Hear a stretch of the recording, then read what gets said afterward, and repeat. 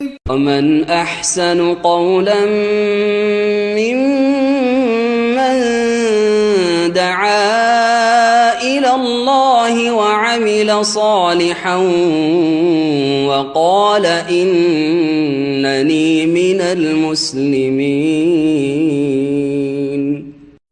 السلام عليكم ورحمة الله وبركاته. بسم الله الرحمن الرحيم. إن الحمد لله نحمده ونستعينه ونستغفره ونعوذ بالله من شرور أنفسنا ومن سيئات أعمالنا. من يهده الله فلا مضل له ومن يضلل فلا هادي له. وأشهد أن لا إله إلا الله وحده لا شريك له وأشهد أن محمدا عبده ورسوله صلى الله تعالى عليه وعلى آله وصحبه وسلم تسليما كثيرا. أما بعد فقد قال المؤلف حفظه الله تعالى: زكاة عروض التجارة. العروض جمع عرض بإسكان الراء وهو ما أعد لبيع وشراء لأجل الربح. سمي بذلك لأنه يورد ليباع ويشترى ولأنه يعرض ثم يزول. والدليل على وجوب الزكاة في عروض التجارة قوله تعالى: خذ من أموالهم صدقة تطهرهم وتزكيهم بها. وقوله تعالى: والذين في أموالهم حق معلوم للسائل والمحروم. وعروض التجارة هي أغلب الأموال فكانت أولى بدخولها في عموم الآيات. ويروى ذلك عن الصحابة رضي الله عنهم. قال شيخ الإسلام ابن تيمية رحمه الله تعالى: الأئمة الأربعة وسائر الأمة إلا من شذ متفقون على وجوبها في عروض التجارة. আল্লাহ রাব্বুল আলামিনের যাবতীয় প্রশংসা যে আল্লাহ রাব্বুল আলামিন যাকাত ফরজ করেছেন আমাদের ধন সম্পদে মুসলিম সমাজের যারা দরিদ্র, যারা অভাবী, তাদের আর্থিক সমস্যার সমাধানের জন্য। এতে রয়েছে এহসান, এতে রয়েছে ধন সম্পদের পবিত্রতা। সাল্লাত ও সালাম নাযিল হোক রাসূলুল্লাহ সাল্লাল্লাহু আলাইহি সাল্লামের উপর, যাকে আল্লাহ রাব্বুল আলামিন সাদাকা যাকাত নেওয়ার নির্দেশ দান করেছেন, যেই নির্দেশ পরোক্ষভাবে খোলাফাদেরকে, মুসলিম শাসকদেরকে করা হয়েছে, যাতে করে দেশের যারা জনগণ তাদের জাকাত আদায় করা হয় অথবা তাদের জাকাতের খোঁজ খবর নেওয়া হয় যে তারা জাকাত দিচ্ছে কিনা। আমাদের আলোচনার বিষয়বস্তু আজকে হচ্ছে ব্যবসায়ী সামগ্রীর জাকাত। লেখক বলছেন জাকাত ও অরুদ তিজারা। তিজারা মানে ব্যবসা, আর অরুদ আরদের বহু বচন, ওর মানে হচ্ছে সামগ্রী, মাল সামান যেগুলো বলি আমরা, আর জাকাত মানে জাকাত। তাহলে ব্যবসায়ী সামগ্রীর জাকাত। আরবিতে সামগ্রীকে বা মাল সামানকে আরজ বলা হয়, বহু বচন অরুজ। কোরআনে কারিমে শব্দটি এসছে, তবে আরজ রায়ে ফাতাহ দিয়ে এসছে। লেখক এখানে বলছেন যে আল অরুজ জামু আরজ। অরুজ শব্দটি যার মানে সামগ্রী, মাল সামান, এটা আরদের বহু বচন। ইসকানি রায়ে, রায়ে সুকুন বা জজম দি আরজন, আইন রা দদ আরজ। এর অর্থ হচ্ছে, সংজ্ঞা বলছেন, ওয়াহুয়া মা উইদ্দা লিবাইইন ওয়া শিরাইন লিআজালি রিবহি। আরজ বলা হয় বা অরুজ বলা হয় এমন মাল সামানকে যেগুলি কেনা বেচার জন্য প্রস্তুত করা হয়েছে। উদ্দেশ্য হচ্ছে লিআজালি রিব, লাভবান হওয়া, মুনাফা হাসিল করা। কেনা বেচার মাধ্যমে মানুষ লাভ করতে চায়, যে ওতে আমার কিছু লাভ হোক, এর নামে ব্যবসা। বেচলে লাভ, আবার কারো কাছ থেকে কিনলো, ওখানে লাভ। জি হ্যাঁ, তো এর নাম হচ্ছে, এই রকম মাল সামগ্রীর নাম হচ্ছে আরদ আর অরুজ, বহু বচন। কোরআনে কারিমে দুইটি আয়াতে আরদ শব্দটি ব্যবহৃত হয়েছে রায়ে ফাতাহ দিয়ে। লিতাবতাগু আরাদাল হায়াতিদ দুনিয়া। যদিও অর্থের পার্থক্য বলা যেতে পারে এই ক্ষেত্রে, ওখানে মাল সামগ্রী বোঝানো হয়নি, ওখানে বোঝানো হয়েছে পার্থিব জগতের ক্ষণিকের সম্পদ, যেগুলি ক্ষণিকের ভোগের বস্তু, অল্প কিছু দিনের ভোগের বস্তু। লিতাবতাগু আরাদাল হায়াতিদ দুনিয়া, আইন রা দদ ওখানেও রয়েছে। এই মাল সামানকে, যেগুলি ব্যবসা বাণিজ্যের জন্য কেউ বিক্রি করার জন্য পেশ করছে, শোরুম যেমন বা ছোটখাটো দোকানে হোক, সেখানে মানুষের সামনে পেশ করছে, আর কেউ কোথাও থেকে কিনে নিয়ে আসছে, এগুলোকে আর এই জন্য বলা হয়, দুটি কারণ বলেছেন। লিআন্নাহু ইউরাদু লিয়ুবা ওয়া ইশতারা, কারণ এগুলি মানুষের সামনে পেশ করা। আরাদা ইয়ারজু মানে পরিবেশন করা, পেশ করা। যা কিছু বেচা হয় আগে পরিবেশন করা হয়, দেখানো হয় মানুষকে। এই জন্য প্রদর্শনী, বাংলা বুঝেন তো, প্রদর্শনী। হ্যাঁ, কি প্রদর্শনী? ইংরেজিতে কি বলে? হ্যাঁ, এক্সিবিশন। মাশাআল্লাহ। একে আরবিতে কিন্তু মারেজ বলে। আজকাল খুব মারাজ বলে মশহুর, কিন্তু মারাজ সব বলাটি আরবি প্রচলিত ভুল। আরাদা ইয়ারেজ থেকে মারেজুন হবে। মাকান, কোনো কিছু পেশ করার স্থান, পরিবেশনার স্থান, যেখানে কোনো কিছু পরিবেশন করা হয়, দেখানো হয়, এক্সিবিশনে দেখানো হয় কিছু। যে যেখানে ওই জাহরান এক্সিবিশন আছে না, ওখানে আরবি সাইনবোর্ডটা পড়ে দেখবেন, রাখাতে আছে মারেজু জাহরান আদ-দৌলি, ইন্টারন্যাশনাল জাহরান এক্সিবিশন। জি, মারেজ লেখা আছে। তো ব্যবসায়ী সামগ্রীকে কেন আরাদ বলা হয়? কারণ এটা পেশ করা হয় মানুষের সামনে, লিও বা বিক্রি করার জন্য। ওইস্তারা, একজনের উদ্দেশ্য হচ্ছে বিক্রি করা, আর আরেকজনের উদ্দেশ্য হচ্ছে ক্রয় করা, খরিদ করা। যে খরিদ করবে ও দেখে শুনে নেবে, আর যে বেচবে সে কাউকে দেখাইতে হবে, পেশ করতে হবে। আর একটি কারণ হিসাবে উল্লেখ করেছেন যে ব্যবসায়ী সামগ্রীকে আরদ বলা হয়, জন্য বলে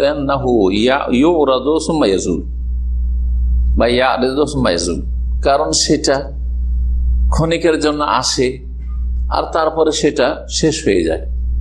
জি, মাল সামান ওই রকমই। ব্যবসায়ী সামগ্রী যে কিনলো, কেনার পরে খেয়ে দিয়ে, খাওয়ার হলে খেয়ে নিল, আর সেগুলি ব্যবহার হলে ব্যবহার করে শেষ করে দিল, আর কোনো কাজে লাগাবার হলে কাজে লাগিয়ে শেষ করে দিল। জি, আরবিতে এটাকে ইস্তেহলাক বলা হয়। জি জি,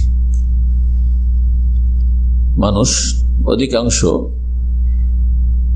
যেগুলি পার্থিব সামগ্রী, সেগুলিকে ব্যবহার করে নিজের কাজে লাগিয়ে শেষ করে দেয়, সেগুলিকে শেষ করে দেয়। আর দুনিয়া এভাবে শেষ হয়ে যাবে। এই জন্য দুনিয়ার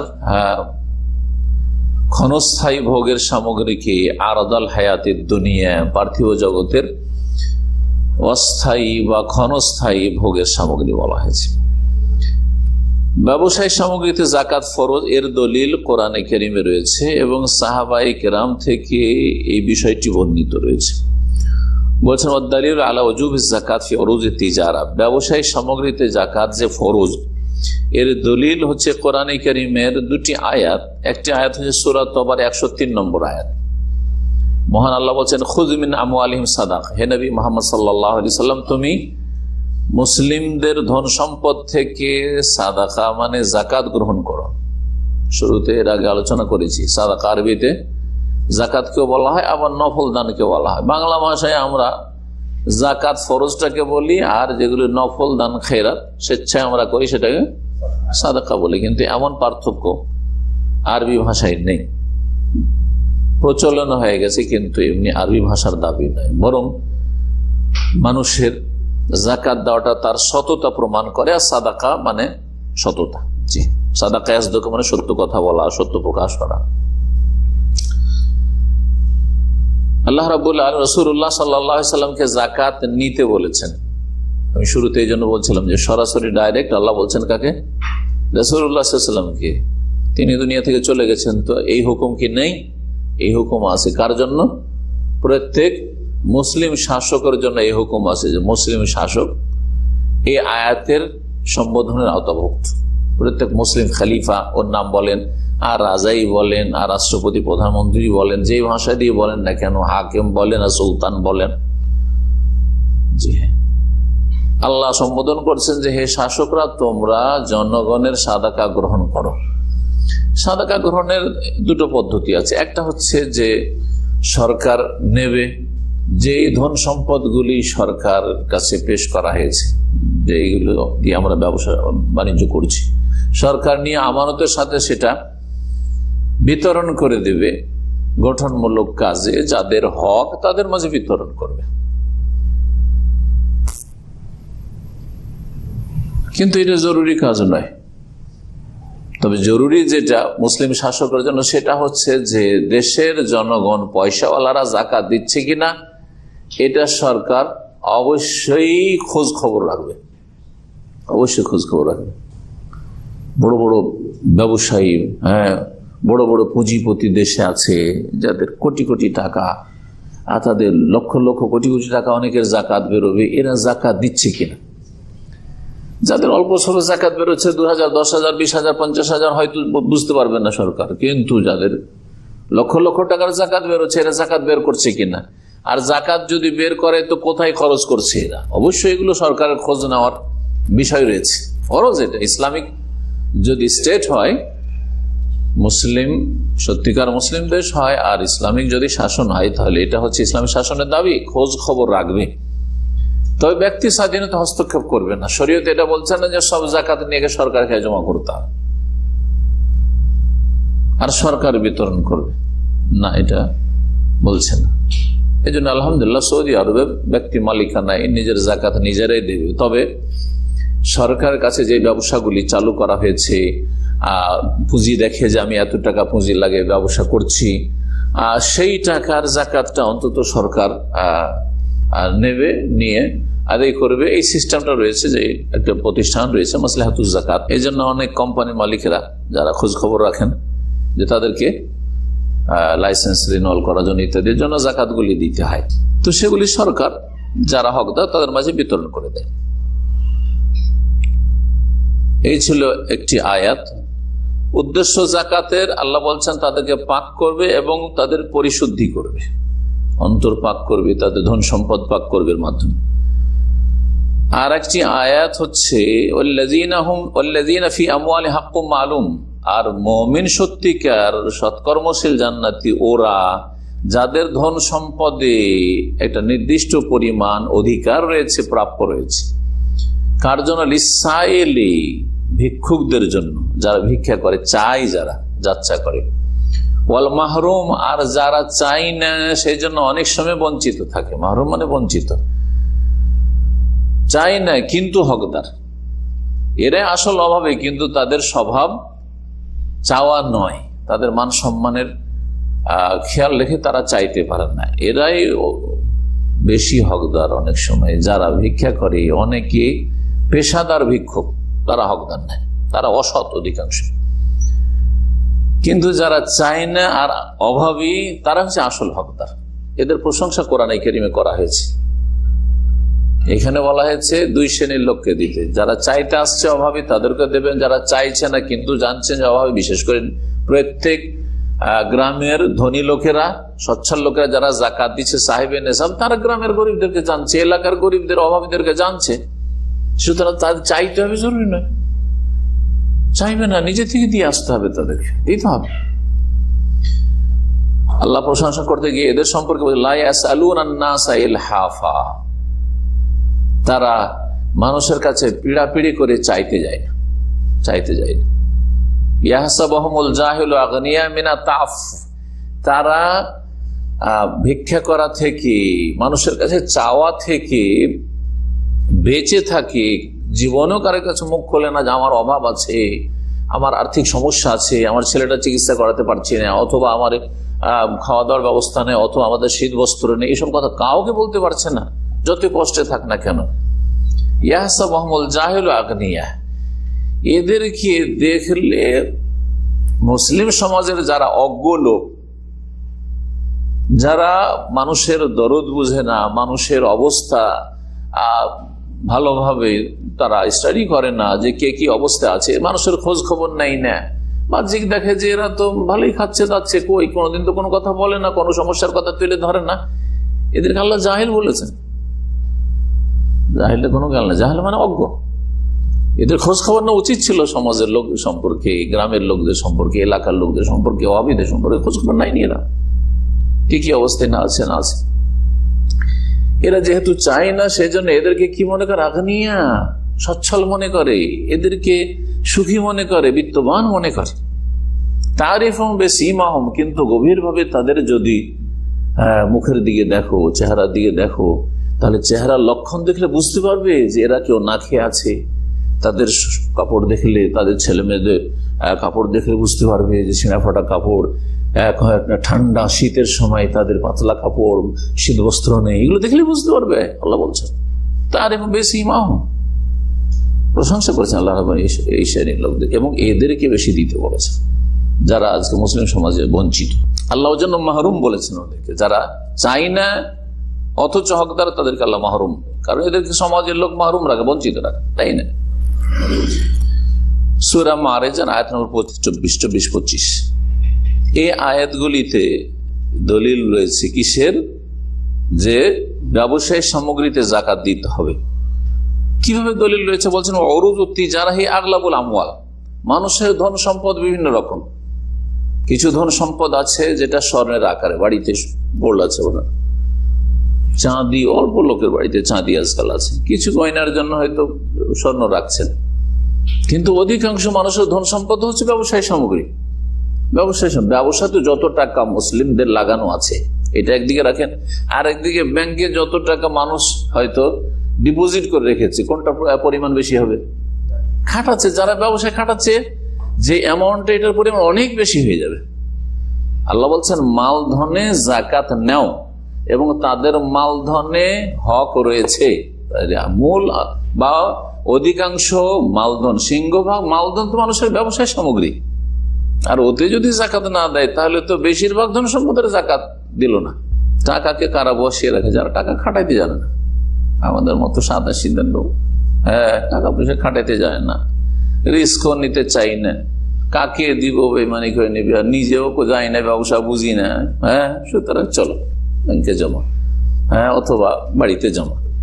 কিন্তু যারা চালাক চতুর তারা তো টাকাকে রাত দিন কত রকম করে খাটাচ্ছে।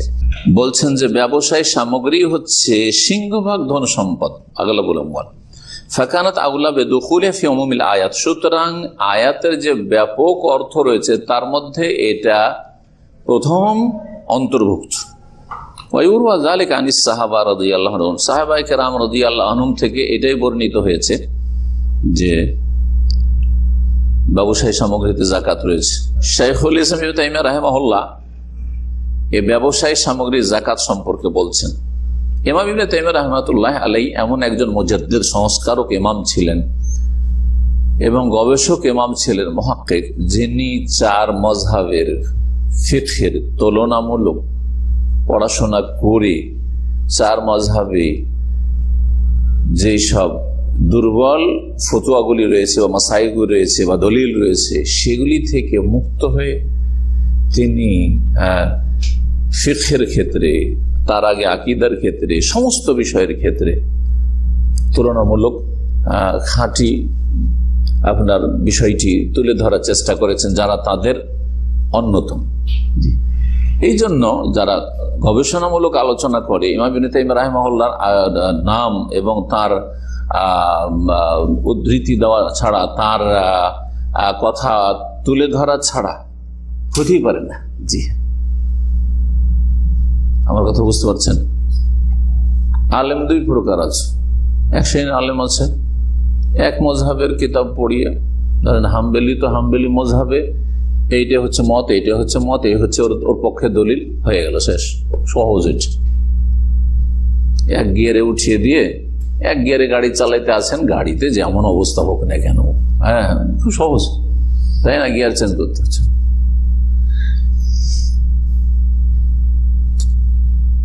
কেউ হানাফি মযহাবে থেকে আলেম হয়েছে, ফাকিহ হয়েছে, ও হানাফি মযহাবে এই ফতুয়া, আর এই ফতুয়ার পেছনে দলিল, এই দলিল সহি না জয়ীফ, ওনার কাজই হচ্ছে ডিফেন্স করা শুধু মজহাবের।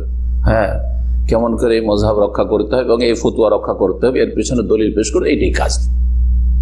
এরা কোনো গবেষক না, এরা এখন মুকাল্লিদ বলা হয়। এই জন্য তারা তকলিদের উপর গৌরব করে, মানে অন্ধ অনুসারী। জি, তুলনামূলক একবারে আম পাবলিক চাইতে ভালো, আম পাবলিক একেবারে অন্ধ, আর ও একটু চোখ খোলা থাকলেও অন্ধ, মানে ওর পিছনেই দলিল পেশ করছে, অথচ ওর চাইতে শক্তিশালী দলিল হয়তো ওর সামনে দিয়ে যাচ্ছে হাদিসে, কিন্তু এটাকে উপেক্ষা করছে, ইগনোর করছে। এটা একজন কমন সেন্স ওয়ালা জ্ঞানী মানুষ কখনো এটা পছন্দ করে নেবে না। ঠিক ওই রকমই শাফি মযহাবের ফতোয়া, ওই রকমই মালিকি মযহাবের ফতোয়া। 100টা ফতোয়ার মধ্যে 2-4-5টা ফতোয়াতে অবশ্য দুর্বলতা থাকতে পারে, কারণ ফিকহ মানে হচ্ছে উলামা আইম্মাদের মতামত এবং তার পেছনে তাদের যুক্তি, দলিল এবং তাদের দৃষ্টিভঙ্গি। যদি সবটাই ঠিক হবে তো শরীয়ত তো 4টা না, শরীয়ত তো একটাই নাযিল হয়েছে, ওহী তো একরকমই নাযিল হয়েছে। এখন ওই ওহীটাকে বুঝতে গিয়ে হয়তো 3-4 রকম দৃষ্টিভঙ্গি হয়েছে, কখনো কোনো ক্ষেত্রে 2টি মত হয়েছে, কখনো 3টি, কখনো 4টি হয়ে গেছে, কখনো এর বেশি হইতে পারে। তো কথা হচ্ছে যে একজন গবেষক মানুষের কাজ হবে যে এই 4টা কথা, যে একটা মাসলায় 4 রকম কথা যে শুনলাম বা 3 রকম 2 রকম কথা শুনলাম, এর মধ্যে কোনটা বেশি শক্তিশালী, কিসের ভিত্তিতে? দলিলের ভিত্তিতে। দলিল কিসের? ওহীর দলিল, কোরআন অথবা সহিহ হাদিস। এই কাজগুলি যারা করেছেন তাদের ওইসব আইম্মায়ে কেরাম যারা গবেষণামূলক আলোচনা করে সহিটা তুলে ধরার চেষ্টা করেছেন, এদের সংখ্যা পৃথিবীতে সবসময় কম। এবং যারা দলিলের জন্য মেহনত পরিশ্রম করে এবং অন্ধ অনুসরণ থেকে ঊর্ধ্বে এসে স্বাধীনভাবে, জন্ম হাম্বলি পরিবারে হোক না কেন, যেমন ইবনে তাইমিয়া রাহিমাহুল্লাহ জন্ম হাম্বলি পরিবারে, জন্ম হানাফি পরিবারে হোক না কেন, জন্ম শাফি পরিবারে হোক না কেন, জন্ম মালিকি বংশে হোক না কেন, কিন্তু এসবের ঊর্ধ্বে গিয়ে তিনি স্বাধীনভাবে দেখছেন যে না, আমি যে মযহাবের ওপর পড়াশোনা করে মানুষ হয়েছি, ফতুয়া এই ক্ষেত্রে আমার মযহাবের বিপরীত, সুতরাং আমাকে কার সাথে থাকতে হবে? কোরআন এবং হাদিসের সাথে, রাসূলুল্লাহ সাল্লাল্লাহু আলাইহি ওয়াসাল্লাম থাকতে হবে। এটা যেমন তেমন কথা নয়। এই কাজটা যারা করতে পেরেছেন তাদের একজন বড় ইমাম হচ্ছেন শাইখুল ইসলাম ইবনে তাইমিয়া রাহিমাহুল্লাহ তাআলা। তিনি বলছেন এই বিষয়ে, মানে ব্যবসায়ী সামগ্রীর যাকাত সম্পর্কে, আল আইম্মাতুল আরবাআত ওয়া সাইরুল উম্মাহ ইল্লা মান সাজ্জা মুত্তাফিকুন আলা উজুবিহা ফি উরুদিত তিজারা। বলছেন 4 ইমাম একমত কিসের ক্ষেত্রে? যে ব্যবসায়ী সামগ্রীতে যাকাত ফরজ। তাহলে এতে কোনো ইখতিলাফ নেই, যেন ইজমা 4 মযহাবের, হানাফি, শাফি, মালিকি, হাম্বলি 4 ইমাম। ওয়াসাইরুল উম্মাহ, এবং এই উম্মতের সমস্ত অন্য আরো আলেমরা, জি উম্মতের, ইল্লা মান সাজ্জা, তবে যারা নগণ্য সাজ, অল্প 1-2 জন কেউ হইতে পারে, তারা সকলে একমত কিসের ওপর? আলা উজুবিহা, যে যাকাত ফরজ, কি উরুজে তিজারা, ব্যবসায়ী সামগ্রীতে। খোলাসা কথা হচ্ছে যে ব্যবসায়ী সামগ্রীতে যাকাত ফরজ, এটা সমস্ত মযহাবের এবং সমস্ত মুহাদ্দিসিনদের আর উম্মতের উলামাদের ঐক্যমত, এক মত হয়ে ইজমাই ফতোয়া। ওয়ায়ুশতারাতু লিউজুবিজ যাকাত ফি উরুজিত তিজারা, ব্যবসায়ী সামগ্রীতে যাকাত ফরজ হওয়ার জন্য 2টো শর্ত রয়েছে মূলত। এই শর্তগুলি পাওয়া গেলে ফরজ, আর না হইল না।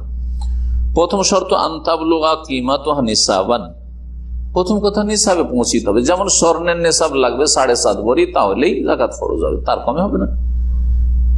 ওই রকমই 52.5 ভরি বা 52.5 তোলা আপনার কিসে? রূপাতে। টাকাতে বলেছিলাম যে টাকাতে আমরা চাঁদিতে ধরবো, কারণ এতে গরিবের সুবিধা রয়েছে, আর এইটাই পৃথিবীতে প্রচলিত মানুষের কারেন্সি, টাকা পয়সা ছিল আদান প্রদানের যুগে যুগে প্রায়, সেই জন্য আমরা চাঁদির নিসাবটা ধরবো। এতে মোটামুটি কত রিয়াল হইতে হবে? 1000 রিয়াল। 20 থেকে 22,000 টাকা বাংলাদেশি টাকা হইলে যাকাত ফরজ। গোটা বছর আপনার কাছে 20-22,000 টাকা আছে, আপনি যাকাত দিতে থাকেন। যদি কমে যায় তাহলে নিসাবের নিচে চলে গেছেন, তখন আপনি আর জাকাতওয়ালা মানুষ না, জাকাত দাতা হিসাবে আপনি আল্লাহর কাছে নন। আবার যখন আপনার ওই রকম হয়ে যাবে 1000 রিয়াল আবার চলে আসছে, তখন থেকে আবার বছর আপনি গণা শুরু করবেন। প্রথম শর্ত হচ্ছে যে ব্যবসায় সামগ্রীর যে মূল্যটা, কিমা বলা হয় মূল, যে আসল মূল্য যেটা, আর সামান মানে দাম, আর কিমাতুন মানে দাম, কিন্তু দুটোতে পার্থক্য আছে। এটা অনেকে বুঝে না, মনে করে কিমাত মানে মূল্য আর সামান মানে মূল্য, কিন্তু এই দুই মূল্যের পার্থক্য আছে। সামান মানে কিনা বেচার যে রেটে কিনা বেচা হচ্ছে, এটা হচ্ছে সামান। আসল রেটের চাইতে কম থাকতে পারে, বেশিও থাকতে পারে। কি আপনার খাতিরে আপনাকে লাভ না দিয়ে দিল, আর আবার কেউ ঠকেও নিতে পারে, বেশি দাম আপনার কাছ থেকে নিয়ে নিচ্ছে, সেটা সামান, কিন্তু সেটা আসল কিমাত নাই। যেমন এই পানিটার, এই বোতলের দাম কত নর্মালি? হ্যাঁ, এমনি আপনার একটা কিনলে 50 সালে দিবে কি? হ্যাঁ, এমনি রেট কত? 50 সালে মার্কেটে দেবে। আচ্ছা চলেন, তার মানে আধ রিয়াল, তাই না? কিন্তু আপনি এয়ারপোর্টে কেনেন, প্লেনে কেনেন 2 রিয়াল, মনে হয় না বেশি, 3 থেকে 5। আমি মাঝে মাঝে দেখি তো, কারণ এমন ফ্লাইটে যেতে হয় কিছু নেই তখন। জি, নাস্তা কত লাগে? 5 রিয়াল নাস্তা, যেই নাস্তাটা দেয় সেটা 5 রিয়াল, বাইরে মার্কেটে 5 রিয়াল লাগবে না। 25 রিয়ালের কমে কোনো নাস্তা নেই কেনা খেলে আপনি ফ্লাইটের ভিতরে, তাহলে সেটা হচ্ছে সামান, কিন্তু সেটা আসলে মূল্য না, কিমাত নয়। সেটা কিমাত হচ্ছে, তার মূল্য হচ্ছে ওই 5 টাকায়, কিন্তু সেটা 25 টাকা নিচে সেটা সামান, সেটা আসল কিমাত নয়। জি, তো এখানে শব্দগুলি আসবে, কিমাত শব্দটি আসবে, সেজন্য বলছি। তো বলছেন যে যেই ব্যবসায় সামগ্রীটা আছে সেটা আসল মূল্যটা কিমাত, মানে আসল মূল্যটা নেশায় পৌঁছিতে হবে। আপনি বিক্রি কততে করছেন সেটা না, কিন্তু আসল মূল্য যেটা লাগাবেন সেটা দেখতে হবে।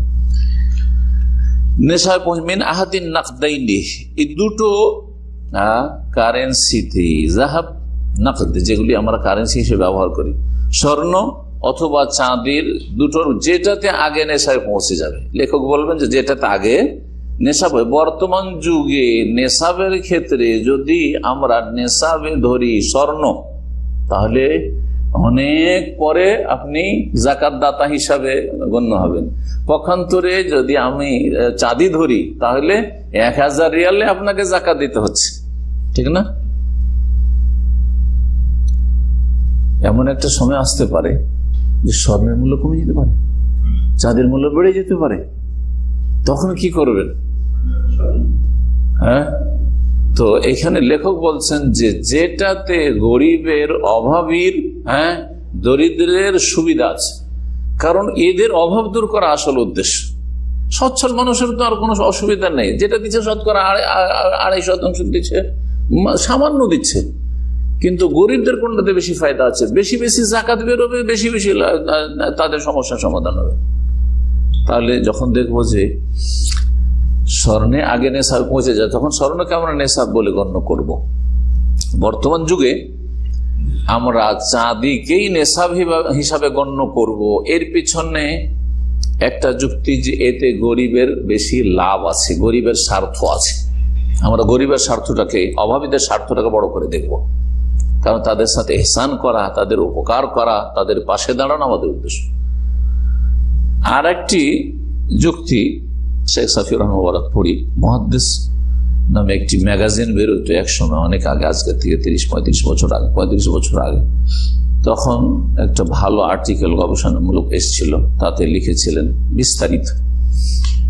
তো ওতে আরেকটি যুক্তি তুলে ধরা হয়েছে, সেটা হচ্ছে যে আর মাঝে মাঝে আমি আলোচনাতে তুলে ধরি, এর আগে বলেছি, একটু আগে বলছিলাম যে সারা বিশ্বে কারেন্সি হিসাবে কি চলতো? এই কাগজের নোটের আগে কিসের টাকা চলতো? চাঁদির টাকা চলতো। যখন চাঁদির টাকা চলতো, তো চাঁদিকে আমরা কি করব? নেশাব হিসাবে ধরবো, টাকা পয়সার নেশাবের ক্ষেত্রে। তাহলে এই দুটি যুক্তি মনে রাখবেন, কারণ অনেকেই সুবিধাবাদী পয়সাওয়ালারা বা ধনী লোকেরা, আর কিছু আলেম সমাজ আছে যারা আসল বিষয়টা বুঝে না, যার ফলে এই ওদের ফতোয়াটা এই ধনীদের ফেভারে চলে যায়। ওরা বলে অসুবিধা নেই, যার ইচ্ছা হবে চাঁদিতে ধরবে, যার ইচ্ছা হয় স্বর্ণে ধরবে। ভুল ফতোয়া আপনার, অসুবিধা নেই তো, সুবিধাবাদী সব। এই কৃপণ অধিকাংশ লোক বলে না না না না, আমার জাকাত ফরজ হয়নি, কারণ আমার তো স্বর্ণে নেশা পৌঁছেনি। 7.5 ভরি না 7.5 ভরির দাম কত আজকাল? মোটামুটি কয় হাজার রিয়াল হইতে পারে? একটু তাড়াতাড়ি হিসাব করে আমাকে কেউ বলেন, আমরা আলোচনা চালাতে থাকি। যারা সোনা কিনা করছেন, গ্রাম কত করে? 160 ধরেন, 160 করে গ্রাম দিয়ে ধরেন তো 12 গ্রামের দাম।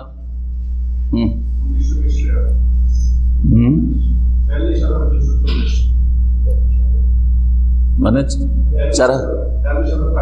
বাংলাদেশি টাকা ডবল বেশি চলে গেল, ডবল কম হচ্ছে মনে হচ্ছে। 160 করে কত গ্রাম? 1 গ্রাম। আর 12 গ্রামের দাম 12 দিয়ে গুণ দিন 160-কে, হ্যাঁ 2000 রিয়াল ধরেন। তাহলে কোথায় 1000? চাঁদিতে 1000 নেশা বলছিলাম, আর স্বর্ণে কত হচ্ছে? 2000। তাহলে এটা তো 1 ভরির দাম হইলো। আরে আবার 7.5 ভরি না হইতে হবে? হ্যাঁ, মেলা হয়ে যাবে না, কম হচ্ছে 17,000 রিয়াল। কত পার্থক্য তাহলে? কোথায় 1000-এ, চাঁদিতে 1000 রিয়ালে আপনি সাহেবে নেশাব হয়ে জাকাত আপনার ফরজ হচ্ছে, আর কোথায় স্বর্ণে গিয়ে 7.5 ভরির দাম আপনার কত হচ্ছে? 17,000 রিয়াল, 17 গুণ। তাহলে ধনীরা সুবিধাবাদী হয়ে যাবে। সুবিধাবাদী হয় ইসলামে হারাম। ফতোয়ার ক্ষেত্রে সুবিধাবাদী হওয়া হচ্ছে কুপ্রবৃত্তির অনুসরণ। বাংলা বুঝেন? কুপ্রবৃত্তির অনুসরণ। আরবিতে যেটাকে বলা হয় ইত্তেবায়ে শাহওয়াত, খেয়াল খুশির অনুসরণ করা, হ্যাঁ, মনের পূজা করা, মনে যেটা লাগছে সেটা করা। সুবিধাবাদী হওয়া হারাম। যারাই সুবিধাবাদী হয়েছে তারা গুমরাহ হয়েছে। ধর্মের ক্ষেত্রে যারা সুবিধাবাদী হবে তারা কি হবে? গুমরাহ হবে। তখন 4 মযহাবের প্রত্যেক মযহাবে কিছু কিছু হালকা ফতোয়া আছে, বেছে বেছে তাই হালকা ফতোয়া বলে নিয়ে নেবে। কি করবে? হালকা ফতোয়া নিয়ে নেবে। উদাহরণস্বরূপ শোনে, হানাফি মযহাবের এমনকি অধিকাংশ মযহাবগুলির ফতোয়া হচ্ছে যে একসাথে যদি 3 তালাক দিয়ে দেয় তাহলে কি হয়ে যাবে? 3 তালাকই হয়ে যাবে। কি হয়ে যাবে? 3 তালাক হয়ে যাবে। তাহলে 3 তালাক রাগ। আর তারপরে বেদাতিরা তো 3 ছাড়া 1 তালাক দিতেই জানে না, তুই জানেই না যে 1 তালাক দিতে হয়। আল্লাহ বলছেন আত-তালাকু মাররাতান, তালাক মাররাতান মানে 2 বারে দিবে আর ফিরিয়ে নিবে। ফিরে তাহলে বারের কথা বলা হয়েছে। তালকাতানে 2 তালাক বলেননি, বার বলেছেন। তাহলে একবারে তালাক দেওয়া কোরআন বিরোধী কাজ। এই জন্য হানাফি ফিকাতে বলা হয়েছে যে একসাথে 3 তালাক দেওয়া হচ্ছে বিদঈয়ুন মুহাররামুন, বেদাতি তালাক এবং হারাম তালাক। সমস্ত মযহাবে এই কথা আছে। কিন্তু তারপর এই বেদাতি মহল বুঝবে না এবং ফেকার ফতোয়া মানে না, ও গায়ের জোরে 3 তালাকই দেবে। আশ্চর্য লাগে, এমনকি বেদাতি মুফতিতে যখন লেখাচ্ছে এখান থেকে এক ভাই গিয়ে তালাক দেবে, বসে সুস্থ ঠান্ডা মেজাজে বসে তালাক দেবে, ওকে শিখিয়ে পাঠিয়েছে তুমি 1 তালাক লিখেবে, আর 1 তালাক দিয়ে ইদ্যত 3 মাসিক পার হয়ে গেল, তোমার স্ত্রী বিচ্ছিন্ন হয়ে গেল, সে কোথাও গিয়ে বসে যেতে পারে, তোমার সাথে আর কোনো সম্পর্ক থাকলো না। কিন্তু বাই চান্সে যদি ফিরাইতে হয় পরে, তাহলে তোমার একটা রাস্তা থাকলো। এটা হচ্ছে শরীয়তি তরিকা, ভালো করে শিখিয়ে দিচ্ছে। আমার আলোচনা শুনে গেছে কয়েক বছর আগের কথা। গিয়ে যখন সালিসে বসেছে, জবরদস্তি গ্রামবাসী জাহেল সব, হ্যাঁ, সমাজপতি যারা, আর ওই বিদাতি মুফতি সে জাহেল, বাধ্যতামূলক তাকে 3 তালাক লিখেছে। ও 3 লিখতে হবে, নাহলে তোমার তালাক শক্ত হবে না। তালাক শক্ত করবে 3 তালাক দিয়ে, লিখিয়েছে 3 তালাক। এখন আবার আমাদের দেশের হানাফি সমাজের লোকেরা অজ্ঞতার কারণে এবং তাদের মুফতিদের অজ্ঞতার কারণে কি লিখে? 3 তালাক লিখে, অথবা রাগে 3 তালাক ছাড়া কম দেয় না। হ্যাঁ, 3 তালাক, তালাক তালাক তালাক, এক মজলিসে 3 তালাক দিল। অধিকাংশ মযহাবগুলিতে কি হয়ে গেল? স্ত্রী চিরতরে হারাম হয়ে গেল। আর হিল্লার রাস্তা তো জিনা, ও তো হারাম। তো এখন কি করবে? হিল্লা করাতে যাচ্ছে না, ওই নোংরামিতে যাচ্ছে না। ও দেখছে যে এই হিল্লা থেকে যদি বাঁচতে হয়, কারণ ওই যদি বেদাতি মোল্লাদের কাছে যায় যারা 3 তালাক করিয়েছে, তো বলবে যে হিল্লা করো, 1 রাতের জন্য ভাড়াইটা বিয়ে দাও। তো ওই রাস্তায় না গিয়ে কি করে? আহলে হাদিস আলেমের কাছে চলে আসে। ফতোয়া নিতে চলে আসে কার কাছে? আহলে হাদিস আলেমদের কাছে চলে আসে, অনেক ফতোয়া। জি, ঢাকা মাদ্রাসা মোহাম্মদিয়া আরবিয়া যাত্রাবাড়িতে ফতোয়া নিতে চলে আসে। জামিয়া বুখারীতে যখন ছিলাম, এখানে 21 বছর আগের কথা বলছি, তাহলে এক বেরেলবি, চিন্তা করে, বেরেলবি যারা মাজার পূজারী তারা তো আহলে হাদিসের উপর বড় কাফের ফতোয়া দিয়ে দিচ্ছে। এক বেরেলবি ফতোয়া নিতে এসছে, আর তখন ওখানে আমি বুখারী পড়াই। শেখ সেলিমউদ্দিন তখন ওখানে ছোট ক্লাসে পড়ে, মাদ্রাসার ছাত্র। 1998 কথা বলছি, 98 ফতোয়া নিতে এসছে। তো আমাকে বলছে যে এরকম ফতোয়া, আর ওই আরো সব শেখেরা সব ছিল, যে ফতোয়াটা দিয়ে দেন। আমি বললাম যে আমি তো হানাফির জন্য বউ হালাল করি না, আমি তো যারা কোরআন হাদিস মানবে তার জন্য বউ হালাল করতে পারি।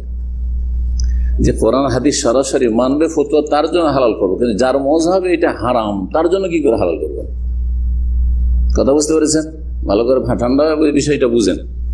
কারণ মজহাবের ফতোয়ায় আপনি হানফি মজহাব মানবেন, কিন্তু স্ত্রী রক্ষা করার জন্য আপনি হানফি মজহাব থেকে বেরিয়ে এসে আপনি, কারণ সুবিধাজনক ফতোয়া পাচ্ছেন একমাত্র আহলে হাদিসের কাছে, চলে এসছেন আহলে হাদিস মাদ্রাসায়।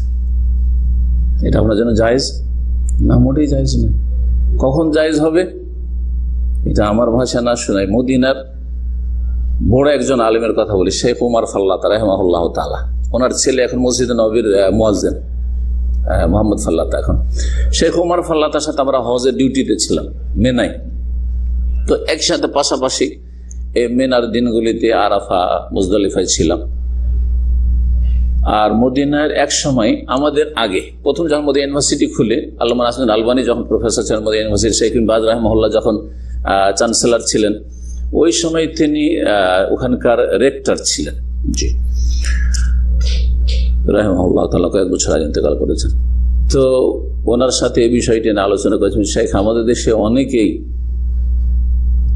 আহলে হাদিস আলেমদের কাছে বা আমাদের কাছে বিবি হালাল করার ফতোয়া নিতে আসে, কারণ ও দেখছে যে হানাফি আলেমের কাছে গেলে কি করবে, যে তোমার 3 তালাক হয়ে গেছে, এখন তোমার চিরতরে হারাম, আর তুমি হালাল করতে চাইলে হিল্লা দাও, ঠিক না? তো হিল্লাতে যেতে পারে, এত নোংরামি যখন যেতে পারে তখন কি করে, আহলে হাদিস আলেমের কাছে চলে আসে। এখানে আসলে ওই 3 তালাক কি হয়ে যাবে, 1 তালাক বলে গণ্য হয়ে যাবে। এই ফতোয়া কি তাদের জন্য চলবে? উনি এক কথা বলেছেন, যেটা আমি সবসময় বলি। জি হ্যাঁ, তখন তো আমার ছাত্র জীবন ছিল, তখন লাস্ট ইয়ার ছিলাম ওদের ইউনিভার্সিটি, যে না, তার জন্য জায়েজ নয়, কারণ সে বাকি সমস্ত মাসলা মাসাইলে হানাফি মজহাবের ফলোয়ার, হানাফি মজহাবের অনুসারী, সেজন্য তার জন্য জায়েজ নয়। শুধু একটা ফতোয়াই হানাফি মজহাব থেকে বেরিয়ে এসে আহলে হাদিস সেজে যাওয়া। কিন্তু একজন আহলে হাদিসের জন্য হ্যাঁ, তার বিবি হালাল, কারণ সে প্রত্যেকটি মাসলা মাসাইলে হাদিসের আলোকে, কোরআনের আলোকে যেটা সহি শক্তিশালী সেই ফতোয়া মানে। সুতরাং তারা নামাইতে পড়েন না, তারা যায় না, দোয়া পড়েন না, তারা দেখতে হাজাল ইমাম পড়ে না, তারা সম্মিলিত মোনাজাত করে না, তারা ইমামের পেছনে সূরা ফাতিহা পড়ে, তারা রফায়দান করে, তারা আমিন জোরে বলে, হ্যাঁ, তারা বুকের উপর হাত বাঁধে। তাদের সমস্ত মাসলা মাসাইল সহিহ হাদিসের আলোকে, সেটা হানফি মযহাবের সাথে মিলুক, আর শাফির সাথে মিলুক, আর মালিকের সাথে, আর হাম্বলির সাথে মিলুক, কার সাথে মিলছে ওটা দেখার বিষয়, রাসূলুল্লাহ সাল্লাল্লাহু আলাইহি ওয়াসাল্লাম মিলাইতে হবে। সুতরাং তারা যদি বলে যে হ্যাঁ, তার বিবি 3 তালাক দিল, 1 তালাক কারণ 3টা হারাম দিয়েছে, সুতরাং ওটা গণ্যই হয়নি। আর রাসূলুল্লাহ সাল্লাল্লাহু আলাইহি জামানায়, আবু বকরের জামানায়, আর উমর রাদিয়াল্লাহু তাআলা খেলাফতের শুরু তালাকুস সালাসে ওয়াহিদা, সহিহ মুসলিমের হাদিস রয়েছে, 3 তালাক দিলে একটাই গণ্য হইতো। বুঝতে পারলেন না সুবিধাবাদী হওয়াটা? তো সুবিধাবাদী হওয়া যায় না। সুবিধাবাদী হইলে মেলা ক্ষেত্রে আপনি একেবারে যেখানে দেখবেন যে ভারী লাগছে অন্য মযহাবে চলে, যেখানে দেখছেন ভারী লাগবে তার অন্য মযহাবে চলে যাবেন। তার একটা উদাহরণ গত সপ্তাহে দিয়েছি, হানাফি, শাফি অথবা মালিকি। আর দেখছে যে হাম্বলি মযহাবে তো গয়নাতে যেগুলো ব্যবহৃত অলংকার, স্বর্ণ চাঁদি যদি অলংকার থাকে তাহলে সাথে যাকাত ফরজ নয়। সুতরাং একজন হানাফি, শাফি, মালিকি এই ফতোয়াতে কি সেজে গেল? হাম্বলি সেজে গেল। কি জন্য? যাকাত না দেওয়ার জন্য, যাকাত থেকে বেঁচে গেল, হারাম তার জন্য। এখানে হাম্বলি সাজা হারাম, আপনি যা আছেন তাই থাকেন, না হলে কোরআন হাদিস আর আলোকে বুঝেন বিষয়টি যে কি। কথা লম্বা না করে কি বলছিলাম, নেশাবে পৌঁছিতে হবে একটি শর্ত। দ্বিতীয় শর্ত হচ্ছে তামামুল হাওলে আলাইহা, 1 বছর পুরা হইতে হবে। ব্যবসায়ী সামগ্রী এখন থেকে শুরু করেছেন ব্যবসা, 1 বছর পরে গিয়ে যাকাত দেবেন। এর দলিল এর পূর্বে আলোচিত হয়ে গেছে, আর তারপরে 1 বছর পুরা হইতে হবে। এই বিষয়ে একটু কথা বলছেন। আমরা একটু এগিয়ে যাই মাসলায় কাইফিয়াত ইখরাজ যাকাতুল উরুদ, ব্যবসায়ী সামগ্রী যাকাত বের করার তরিকাটা কি? বলছে আন্নাহা তুকাওয়ামু ইনদা তামামিল হাওলি বিআহাদিন নাকদাইন, মূল্য লাগাইতে হবে, মূল্য ধরতে হবে এক একটা সামানের ইনভেন্টরি করে, যে কতটা সামান আছে আর কোনটার কত মূল্য আছে। মূল্য ধরতে হবে 2 কারেন্সির 1 কারেন্সি দিয়ে, হয় স্বর্ণ দিয়ে অথবা চাঁদি দিয়ে। আজকাল টাকা, কাগজের টাকা, টাকা দিয়ে, যে দেশে রিয়ালের দেশে আছেন রিয়াল দিয়ে কত টাকা, কত রিয়ালের আছে, কত টাকার আছে, কত ডলারের মাল সামান আছে। স্বর্ণ চাঁদির ওয়ায়ুরা ফিজা আলিকাল আহাদুল ফোকারা, এই ক্ষেত্রে দেখতে হবে যে গরিব মিসকিনের জন্য কোনটা বেশি সুবিধাজনক। যদি দেখা যায় যে চাঁদির নেশাব ধরলে আগে নেশাবে পৌঁছে যাচ্ছে আর বেশি জাকাত দিতে হচ্ছে আর বেশি লোকের জাকাত বেরোচ্ছে, তাহলে চাঁদি যেমন আজকাল ফাইদা কুওয়ামাত, যখন তার মূল্য ধরা হলো, বালাগাত কিমাতুহা নিসাবান বিআহাদিন নাকদাইন, আর তার মূল্যটা মানে ব্যবসায়ী মূল্যটা নেশাবে পৌঁছে গেল সোনা চাঁদিতে, আখরাজা রুবাল উশরি মিন কিমাতিহা, তাহলে পুরো যে ব্যবসায়ী সামগ্রী আছে তার 40 ভাগের 1 ভাগ, জি হ্যাঁ, শতকরা 2.5% কি করবে? যাকাত বের করে দেবে। ওয়ালা ইউতাবার মাশতুরিয়াত বিহি, যেই মূল্যে কেনা হয়েছে সেটা ধরবে না, বাল ইউতাবার মা তুসাবিহি ইনদা তামাম, 1 বছর পুরা হয়ে কত মূল্য এটার, এই সামানটার এটা। তাহলে আজকাল জিনিসপত্রের দাম কম বেশি হচ্ছে না? হচ্ছে না? কম বেশি হচ্ছে। এখন 1 বছর আগে যে সামানটা কিনেছিল অনেক সস্তা ছিল, 1 বছর পরে এটার মূল্য অনেক বেশি হয়ে গেছে, তাহলে যখন যাকাতটা দিতে যাচ্ছে তখনকার মূল্য হিসাবে যাকাত দেবে। অনেক পার্থক্য, এর বিপরীতটা হইতে পারে না। এটা কেন বলছে? আইনুল আদল, এটি হচ্ছে আসল সুবিচার। কারণ যেই সময় ফকির মিসকিনকে দিতে যাচ্ছেন সেই সময় রেটটা ধরতে হবে। এটা ব্যবসায়ীর জন্য সুবিচার, অবিনিসবাতিল আহলি যাকাত, আর যারা যাকাতের হকদার তাদের জন্য। কারণ কিনেছে হয়তো বেশি দামে, আর এখন দাম কমে গেছে, আর তারপরে যদি ওকে বলা হয় ওই বেশি দামে কিনেছো তখনকার দামটা ধরো, তাহলে এই ব্যবসায়ী যে মালিক, সম্পদের মালিক, তার জন্য এটা কষ্টকর হবে। ওয়াজিব আলাল মুসলিম আল ইস্তিকসা ওয়া তাদকিক মুহাসাবাত নাফসিহি, বলছেন প্রত্যেক মুসলিম যারা যাকাত দাতা তারা যেন সূক্ষ্মভাবে হিসাব করে। যাকাত ব্যবসায়ী সামগ্রী যাকাত বের করার ক্ষেত্রে সূক্ষ্মভাবে হিসাব করে। আজকাল ব্যবসায়িকরা বা পয়সাওয়ালা সূক্ষ্মভাবে কিন্তু হিসাব করে না, আনুমানিক না, আনুমানিক চলবে না, একটা করে হিসাব করতে হবে।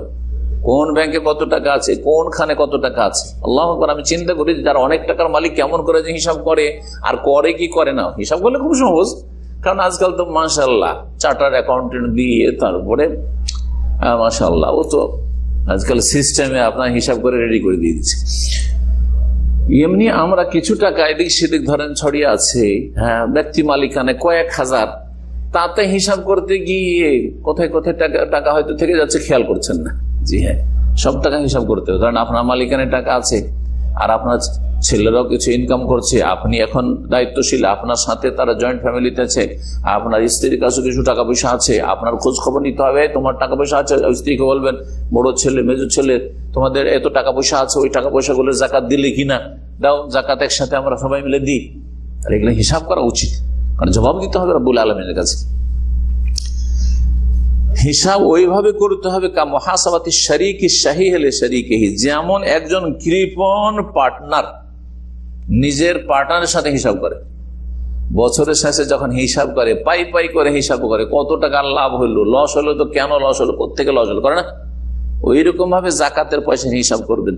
আমি অনেক ধনী লোকদেরকে দেখেছি যে এরা কি করে, আরে যাকাত আমার যা লাগবে তার চাইতে অনেক বেশি দিয়ে দিচ্ছি, এইভাবে আনুমানিক না, আনুমানিক চলবে না। আপনি যদি বেশিও দিয়ে দেন আর আনুমানিক দেন, যাকাত আদায় হবে।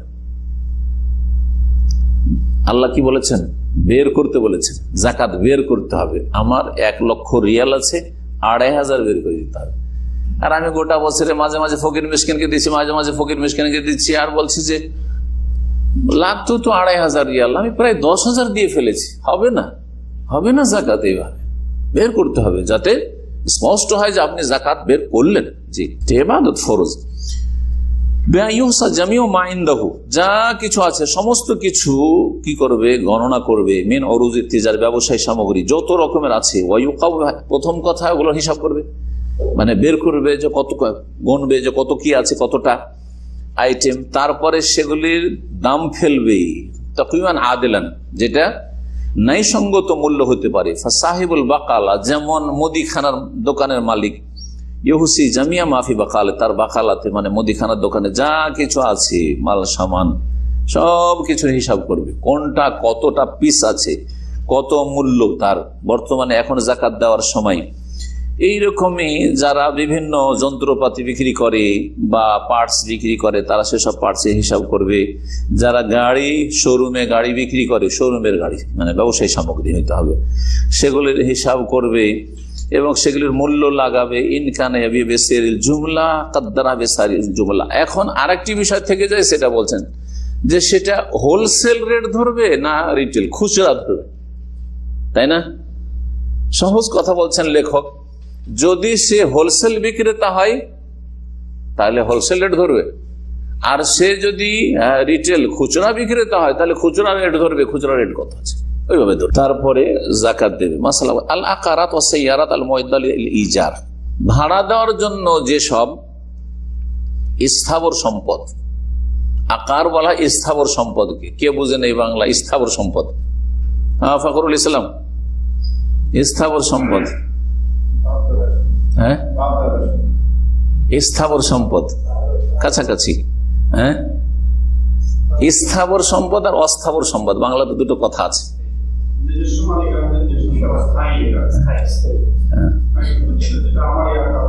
স্থায়ী বললে কথাটা ক্লিয়ার হয় না, ওই রকম বাপদাদা থেকে পাওয়া বললে, বাপদাদা থেকে তো টাকাও ভাগ পায় অনেক সময়, স্বর্ণও ভাগ পাচ্ছে না। আকার স্থাবর সম্পদ ওগুলোকে বলা হয়, এটাকে আরবি ভাষা বলে মানকুলা আর গায়ের মানকুলা। এই ভাষাটা সূক্ষ্ম। স্থাবর সম্পদ আকার, যেগুলিকে স্থানান্তরিত করা যায় না, যেগুলিকে এক জায়গা থেকে আরেক জায়গায় নেওয়া যায় না বা নিয়ে যাওয়া যায় না। আর অস্থাবর সম্পদ যেগুলিকে এক জায়গা থেকে আরেক জায়গায় নেওয়া যায়। কোন মাল সামানগুলি, সম্পদগুলি এক জায়গা থেকে আরেক জায়গায় নেওয়া যায় না? জমি এবং বাড়ি ঘর, ঘর বাড়ি, ভিটে মাটি, আপনার জমি, নিজের জমি, বাবা শুধু বাবার না, পৈতৃক সম্পত্তি না, নিজের জমি। জমি কোথায় নিয়ে যাবেন আপনি? যদি আমেরিকা চলে যান, আপনি ইউরোপ চলে যান, বাংলাদেশ জমি নিয়ে যেতে পারবেন? তাদের পারবেন। এগুলো স্থাবর সম্পদ। অস্থাবর সম্পদ যেগুলোকে নিয়ে যাওয়া যেতে পারে, বাপেরই ধন সম্পদ, পৈতৃক ধন সম্পদ, কিন্তু সেটা জমি জায়গা নয়, সেটা পেয়েছেন আপনি টাকার আকারে, স্বর্ণের আকারে, চাঁদির আকারে, সব বই নিয়ে চলে গেছিলেন অন্য দেশে, সেটা আকার না। তাহলে আকার আর গায়ের আকার, স্থাবর অস্থাবর, এবার বুঝতে হবে। আকারাত মানে স্থাবর সম্পদ, জমি জায়গা সম্পত্তি অথবা বাড়ি ঘর আছে, ভিটে মাটি। ওয়াসাইয়ারাত আল মুআদ্দাল ইজার, এবং এমন গাড়ি কার যেগুলি ভাড়া দেওয়ার জন্য আছে, এই যে ট্যাক্সি কোম্পানি, এগুলি লা যাকাতা ফি যাওয়াতিহা, এগুলির এক একটিতে যাকাত নেই। কি বুঝলেন? তাহলে এই যে লিমুজিন ট্যাক্সি কোম্পানি, এই ট্যাক্সিগুলি ধরেন এক একটা কোম্পানিতে 200-300 ট্যাক্সি আছে, এগুলির মূল্যে যাকাত নেই। জি, এইরকমই আপনার বিল্ডিং ভাড়া দেওয়ার জন্য বিশাল বিশাল 2-4-10-20টা বিল্ডিং করা আছে, ভাড়া দিচ্ছেন আপনি, লক্ষ লক্ষ টাকা ইনকাম করছেন, এই বিল্ডিংগুলির মূল্যে ভাড়া নেই। জমি জায়গা মেলা আপনার আছে, জমিদার মানুষ, এগুলোতে যাকাত নেই, এগুলোর মূল্যে যাকাত নেই। তাহলে কিসে যাকাত আছে? ইন্নামা তাজিবু যাকাত ফিমা তাহসুলু আলাইহি সাহিবু মিন আজারিহা, ওই যে ভাড়াটা কালেকশন হয়ে আসবে ওতে যাকাত। এই ট্যাক্সি চালকদের কাছ থেকে, ড্রাইভারদের কাছ থেকে প্রতিদিনে 100-150 রিয়াল করে নিচ্ছে। এই নিতে নিতে বছরের শেষে 1 লক্ষের মালিক, 1 বছর পরে এই ট্যাক্সি কোম্পানি 1 কোটি টাকার মালিক, এতে যাকাত। আর টাকা পয়সা জমা আছে, জি যাকাত দিতে হবে। এগুলো জাকাত দিতে। এইরকম ভাড়া কালেকশন করে করে খেয়ে দে অনেক টাকায় বেঁচে আছে, এখন বছরে একবার করে ওই ভাড়া যেটা আপনি ইনকাম করলেন সেটাতে জাকাত দেবেন, কিন্তু আপনার যে স্থাবর সম্পদ এগুলোতে জাকাত দেবেন না। বছর যখন পুরা হবে তখন কোন দিন থেকে? মিনহিনিল আকদি, আপনার কন্ট্রাক্ট হওয়ার দিন থেকে, যে দিন থেকে আপনার টাকা ইনকাম হওয়া শুরু হয়েছে ওই দিন থেকে। মাসালা আল বুয়ুতুল মুআদ্দা লিসুকনা, আর একটা মাসলা হচ্ছে যেই বাড়িগুলি বসবাসের জন্য তৈরি করা আছে। ওয়াসাইয়ারাত আল মুআদ্দা লিরুকুব, আর যে গাড়িগুলি কার আছে আপনার নিজের চড়ার জন্য, আরোহণের জন্য বা প্রয়োজনের জন্য, মাল সামান এদিক সেদিক নেওয়ার জন্য, লা জাকাত, এগুলো জাকাত লাগবে না। তাহলে আপনার যদি 5টা-7টা গাড়ি আছে আপনার, কোনটা ছোট কোনটা বড় মাঝারি আছে না, অনেকের একটা করে গাড়ি আছে, এই গাড়ি ব্যবহারের গাড়ি, জাকাত নাই।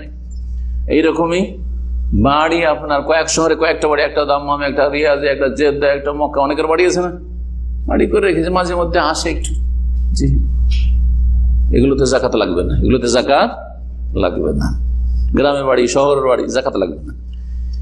ওয়াকাযালিকা আসাসুল মানজিল, এইরকমই ঘরের ফার্নিচারে জাকাত নেই, লক্ষ লক্ষ টাকার ফার্নিচার হতে পারে। ওয়াসাসুদ দোকান, দোকানের যেসব ফার্নিচার রয়েছে, দোকানে বিভিন্ন ফার্নিচার সাজ সরঞ্জাম আছে না, এগুলোর জাকাত নেই।